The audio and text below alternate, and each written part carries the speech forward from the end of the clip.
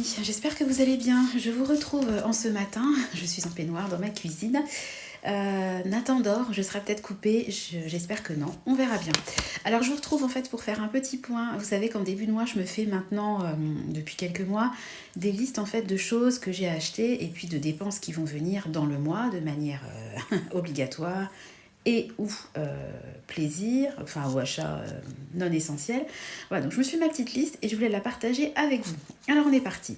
Donc au mois d'avril, alors déjà avant de commencer la vidéo, j'ai fait des virements en ligne puisque j'ai prévu les prélèvements qui vont tomber le 1er avril pour les charges des appartements. Bon bah ça c'est une charge incompressible, hein, c'est comme ça. Quand on a des appartements, y a des charges de copropriété, donc ça tombe au 1er avril, donc faut quand même le budgétiser, ça représente quand même plusieurs centaines d'euros. Hein. Voilà, ça c'est fait, je m'en occupe plus. Ensuite, il va y avoir une grosse dépense, on avoisine les 1000 euros parce que, je vous en ai parlé, j'ai contacté notre livreur de bois, donc on s'est arrangé, voilà, on a commandé 14 stères, il devrait nous livrer courant avril, il doit me rappeler pour la date, enfin on a le prix de la stère, hein, c'est 66 euros x 14, donc on est quasiment à 1000 euros. Voilà, donc ça c'est une dépense. Moi, vous savez que tous les mois, il y a des épargnes que j'appelle obligatoires. Donc, tous les mois, je mets X euros pour ce que j'appelle mes charges annuelles. Et dans les charges annuelles, il y a typiquement le bois. Donc, on a l'argent, mais bon, il faut quand même être conscient qu'au mois d'avril, on va sortir quasiment 1000 euros pour le bois. D'ailleurs, je me dis, quand on cherchait notre maison, on cherchait pas forcément une maison avec cheminée, on cherchait une maison, on voulait pas forcément un puits non plus à l'époque, on est trop content d'avoir un puits et on est trop content d'avoir une cheminée. Parce que je vous dis pas la note qu'on se taperait, nous on a une chaudière au gaz, parce qu'il y a 9 ans c'était super, les chaudières au gaz à condensation ça avait un super rendement, c'était top. Aujourd'hui c'est interdit, je cherchais l'erreur. Donc on va pas la changer notre chaudière parce qu'elle a coûté cher et puis elle est en parfait état. Hein. Mais si on se chauffait uniquement au gaz, je vous raconte pas la note qu'on se taperait en gaz. Hein. Puis en électricité, parce que la chaudière a besoin d'électricité pour fonctionner. Voilà, donc on est bien content d'avoir une cheminée, même si ça fait toujours, ça fait toujours mal de sortir 1000 euros pour du bois. Alors ensuite, j'ai prévu d'emmener Finlay chez le toiletteur, parce que ça fait quelques mois, donc il va se faire sa petite beauté. Donc je crois qu'il y en a pour à peu près, il me semble qu'on avait payé 61 euros à vérifier, enfin une soixantaine d'euros pour le mettre... qu'il se fasse beau pour le printemps.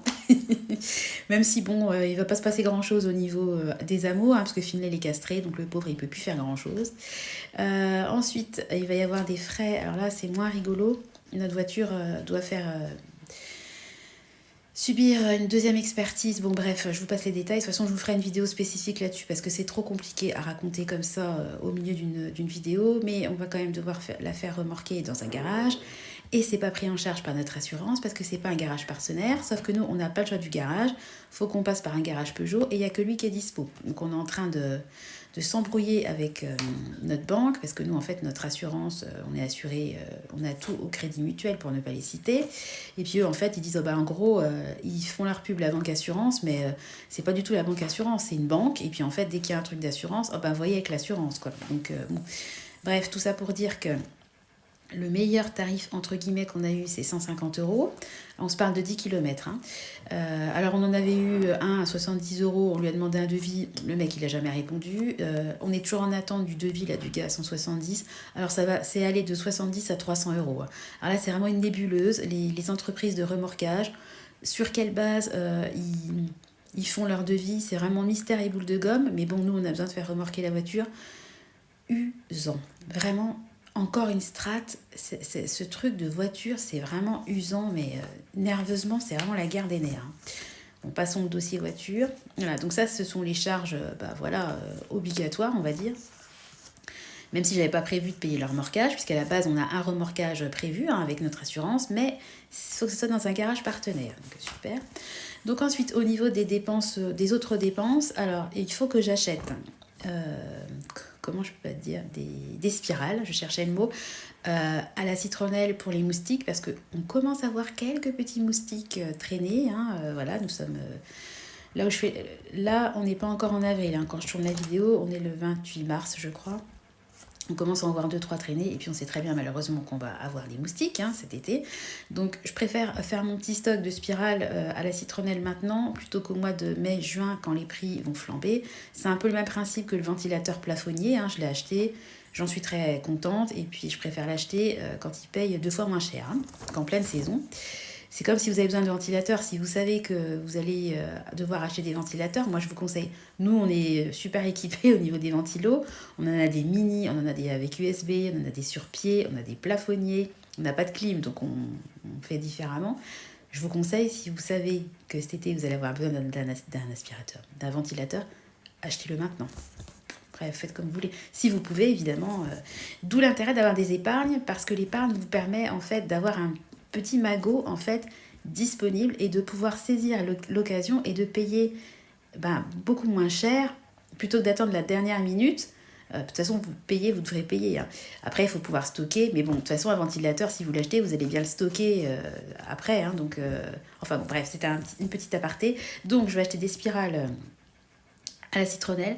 Il faut également, alors dans ma liste, j'avais prévu d'acheter les colliers anti-puce Etix et Resto pour Finlay, mais je vous ai expliqué que je les ai achetés au mois de mars puisque je suis tombée sur une super promo, donc ça aurait été ridicule d'attendre quelques jours pour être en avril, puisque ça fait partie d'une épargne Finlay, donc voilà.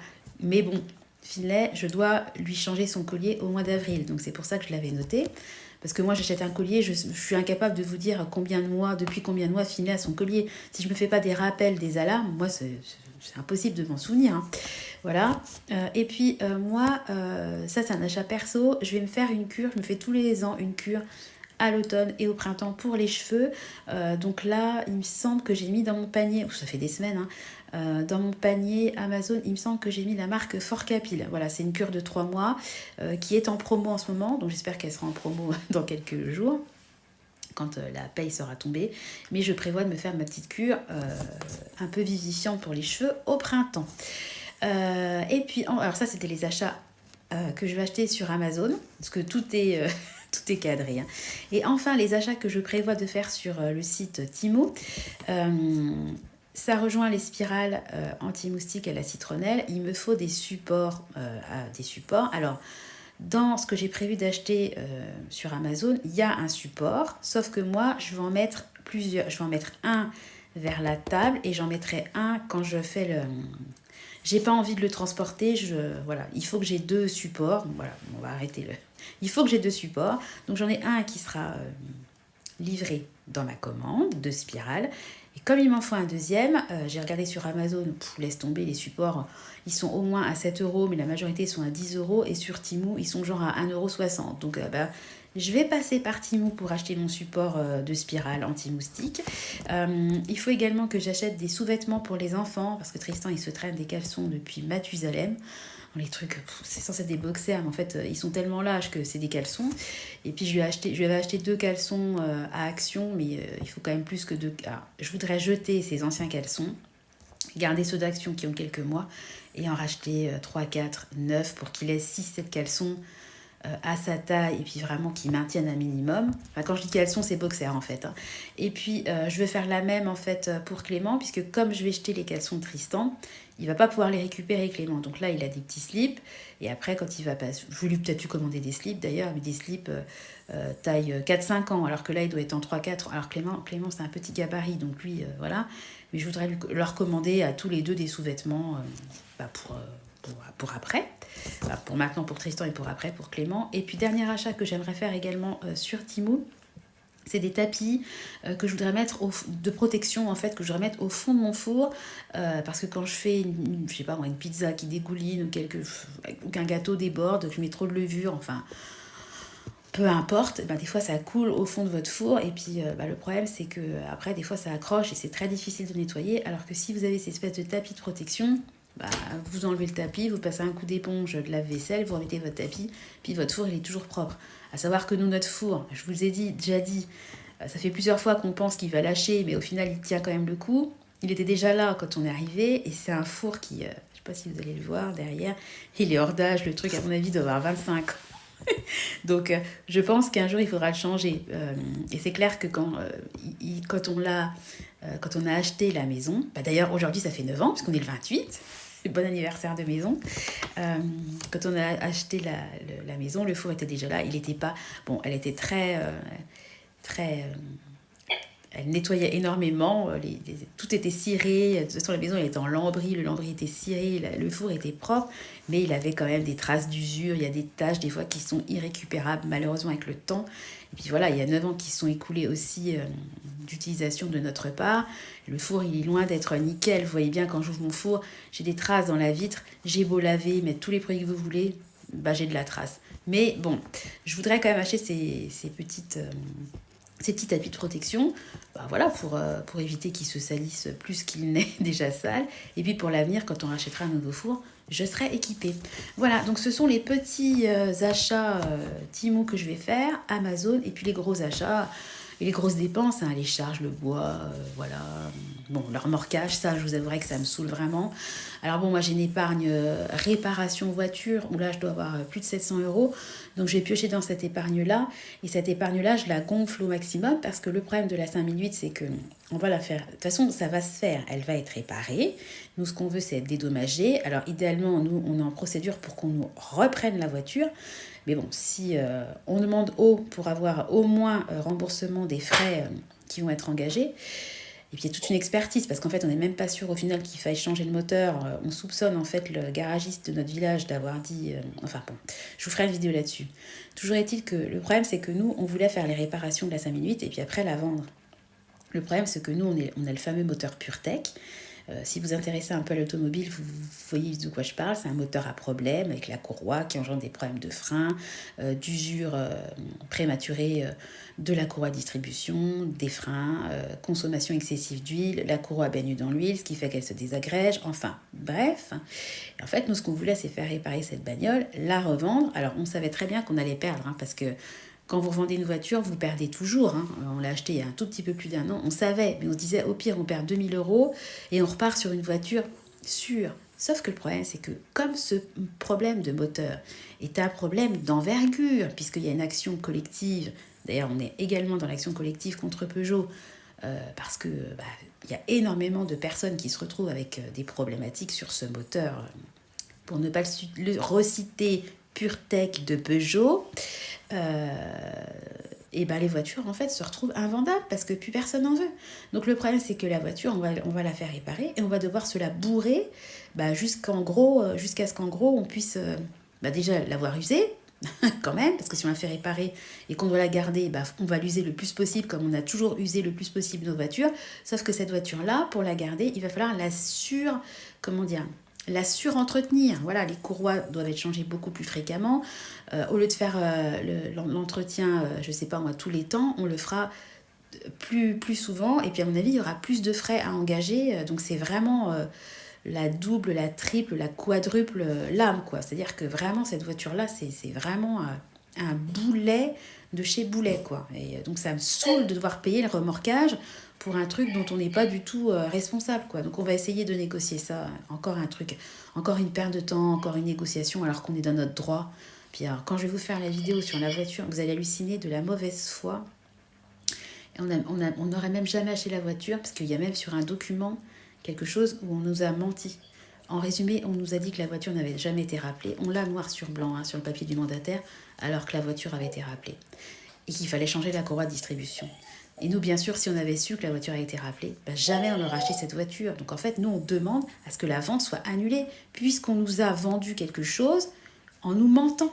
Nous, on est parti, vous partez quand même sur le fait qu'un mandataire automobile vous dit la vérité. Hein. C'est quand même quelqu'un, un pro de l'automobile. Enfin, sinon, à quoi ils servent?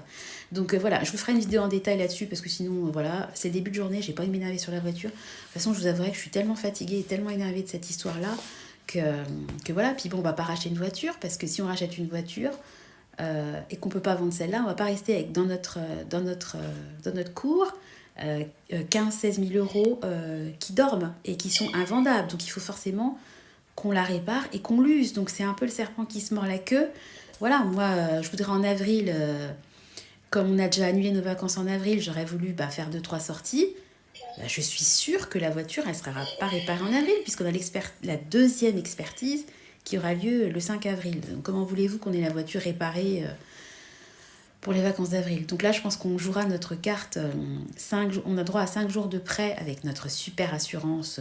On a droit à 5 jours de prêt. Et mon mari a quelques jours de vacances au mois d'avril. Donc je pense que c'est à ce moment-là qu'on va utiliser les 5 jours de prêt. On se les gardait pour les utiliser de la meilleure manière possible. Voilà, en sachant que quand on loue une voiture, c'est pas forcément évident parce qu'il faut quand même la réserver un minimum de temps avant. Et moi, si je loue la voiture et que je veux par exemple aller dans un parc d'attractions, j'ai envie qu'il fasse beau. J'ai pas envie d'être avec mon parapluie, si vous voulez, à Disney. On n'ira pas à Disney, mais c'est un exemple. Donc, tout est compliqué, rien n'est simple. Les gens, hier, on a vu mes beaux-parents sont passés pour récupérer leur voiture. On sent que mon beau-père, il veut nous aider, nous donner des conseils, etc. Mais tout est long. Les aspects juridiques, c'est pas comme ça, c'est pas comme on veut. Ouais, fais ci, attaque-lui, machin. Non, il y a des délais, il y a des règles. Le temps juridique n'est pas le même que le temps que nous, on aimerait dédier à cette problématique. Nous, on aurait aimé que ça se passe vite, mais ça se passe pas vite. Et puis, malheureusement, c'est comme ça. Et ça ne reste que du matériel. On pourrait avoir des problèmes beaucoup plus graves dans la vie. Donc, j'essaie quand même, comment dire, cette histoire de voiture. Bon, j'avoue que le fait d'avoir une voiture de prêt, ça m'a quand même ça m'a fait beaucoup de bien. Mais c'est un peu la résilience automobile. Hein. Qu'est-ce que vous voulez? C'est soit je pète un câble et puis je pète un plomb. À quoi ça va servir? À part me faire du mal à moi-même.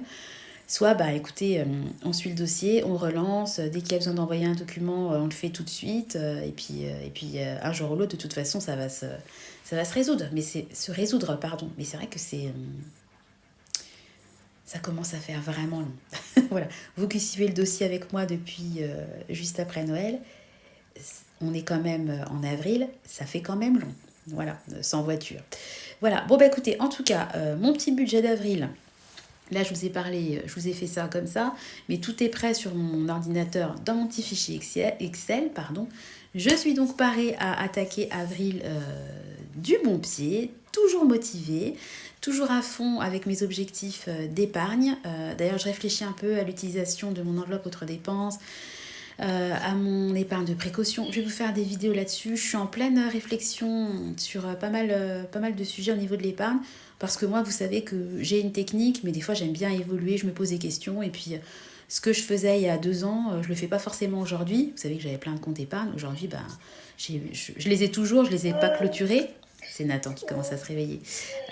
Mais j'ai changé. Maintenant, j'ai tout rapatrié sur les livrets qui rapportent le plus. Donc voilà, je suis en petite réflexion sur mes épargnes. Donc de toute façon, je vais vous faire rapidement une vidéo là-dessus. Je vais vous laisser parce que mon doudou se réveille. Donc je vais lui aller faire chauffer son biberon et lui donner.